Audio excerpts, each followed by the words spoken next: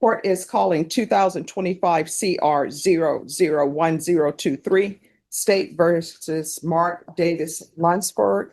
And are you Mr. Lunsford? Yes, Your Honor. You entered a plea in this case. As a part of your plea bargain agreement, you want to pay the restitution upfront. The restitution amount was $297,000, well, approximately $297,000. Has that been paid upfront? Yes, Your Honor. According to your plea bargain agreement, the state is opposed to your application for deferred adjudication. The state is recommending community supervision.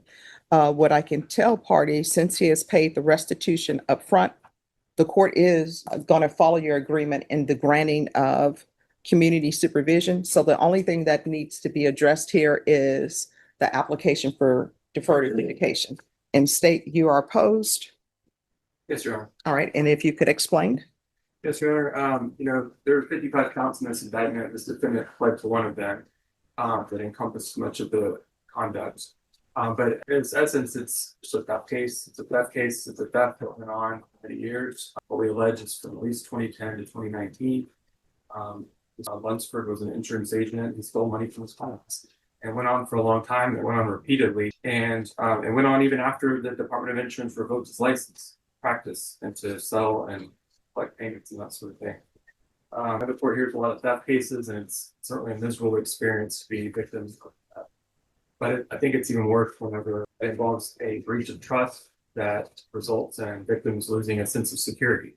We all rely on certain people to handle our money, and we trust them to do that, whether they be financial advisors, bankers, insurance agents, etc., CPAs.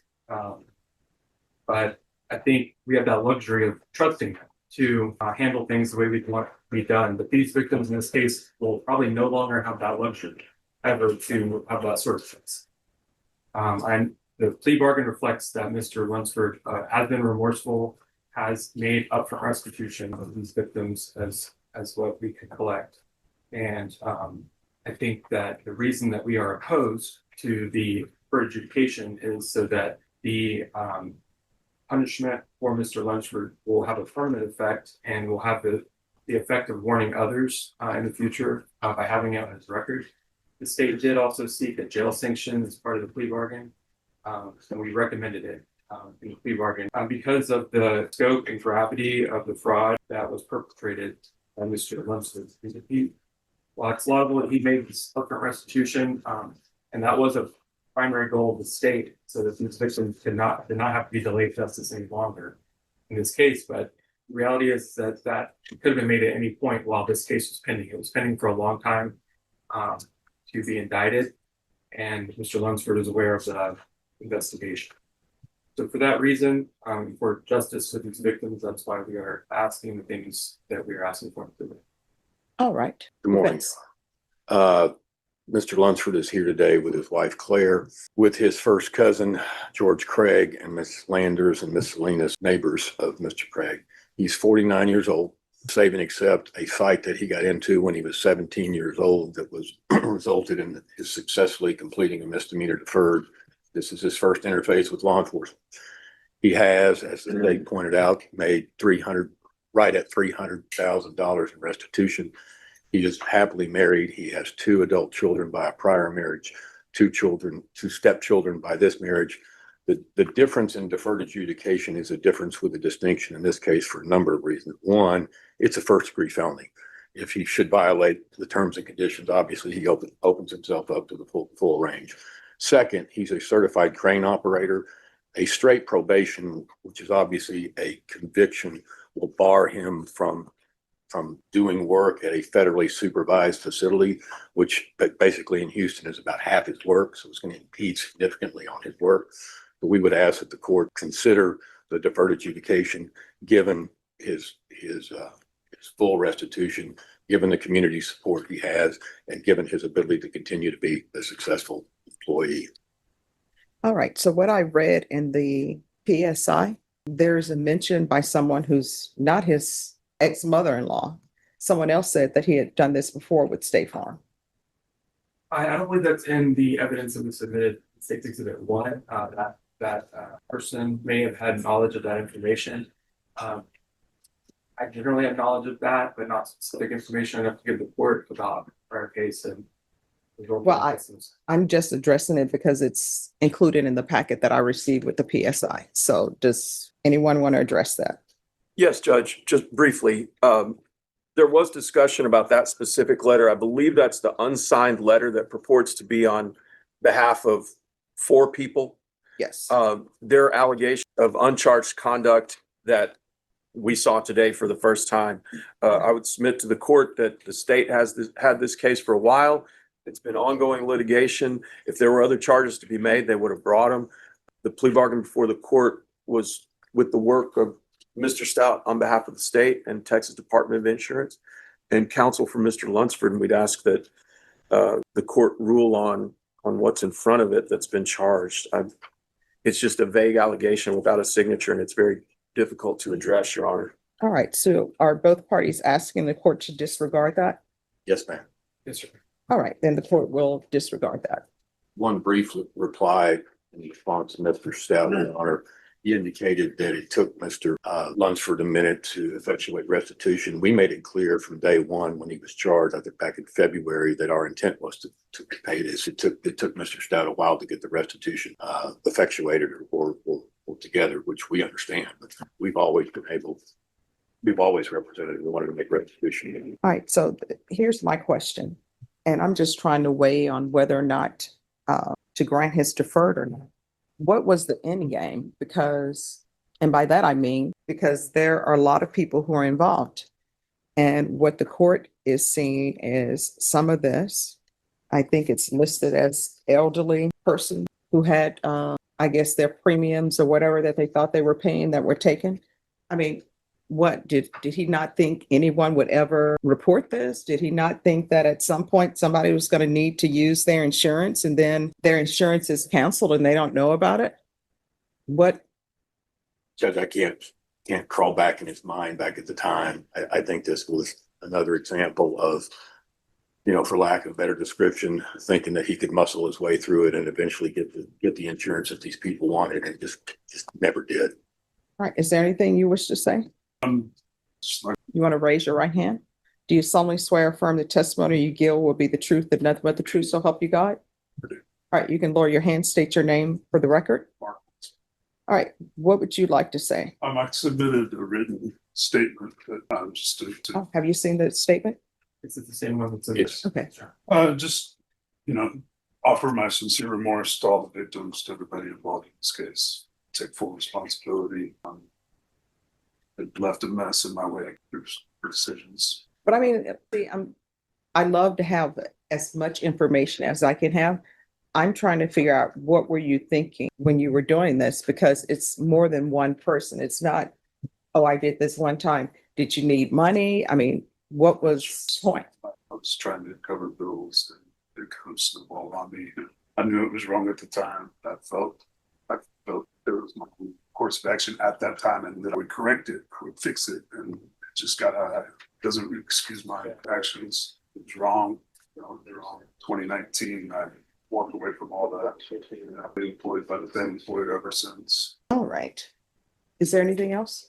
Nothing can say. All right, I'm going to give you a choice because it appears that you don't have any criminal history other than this. Is that correct? That's correct. Yeah. All right. And I've been asked to disregard certain things, and if there's no information before me that that the defense had a chance to question and put to the test of its truthfulness, then I'm not going to consider it. So these are your choices. This is your only choice. You have no other choice. 1, I'll grant your deferred for 10 years, but you're going to be taken into custody today, and it's going to be 180 days.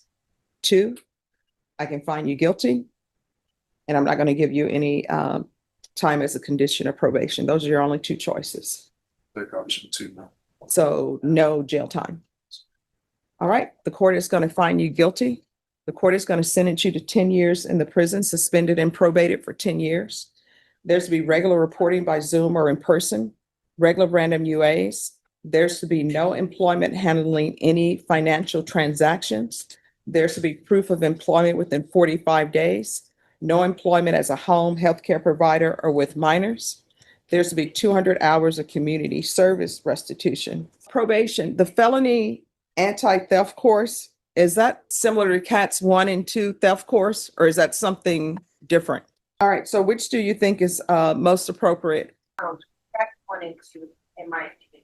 All right, CAT's 1 and 2 theft course. And does that encompass the MRT? No, Judge. All right, the MRT with regards to Houston, are you asking that it be transferred to Houston? Yes, ma'am. And I'm so sorry, is that Travis or Harris? It's Harris. Okay.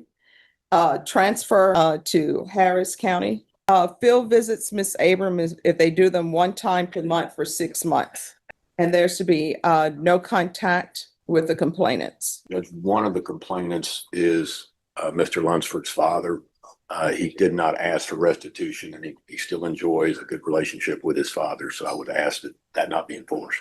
All right, there's to be no contact with the complainants. The only exception is the defendant's father. Probation, is there anything else? Handling any type of financial transactions. Nothing else, Judge. Is there anything else you need from the court to be successful? No, Your Honor.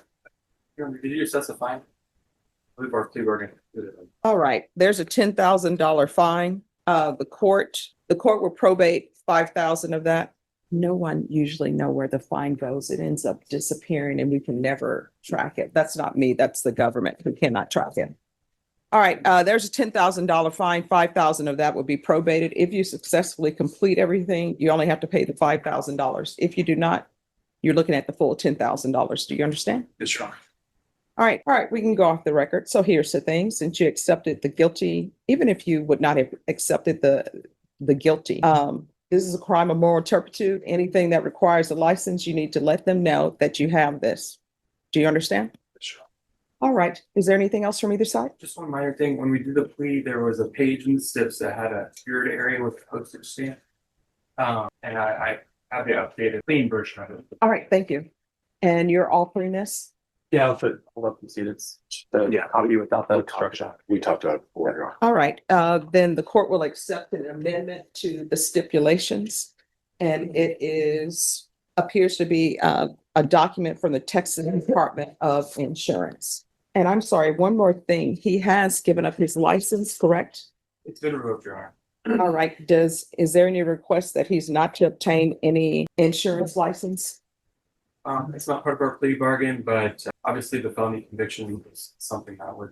We don't have an objection to the court entering that. Yes, I'm going to put that in because you never know what will happen. So defendant is not allowed a license in insurance, any type of insurance. All right, once you go over the paperwork with probation, will be excused. All right, thank you. We're Thank off the you. record, Your Honor. Yes. Mr. Locke tells me your social media followers send you the flowers. I just get death threats from mine. No, so here's the thing. They do not. I was, No, I buy my own flowers. Okay. This is my mom. My mom says that other than being at home, the most time you spend is at work, and you should try to make it as beautiful as possible. So she would always tell me all the time, she said, if you cannot spend $20, because that's what it costs, if you cannot spend $20 on yourself, then what are you working for? good for you. But so Good for her. that's me.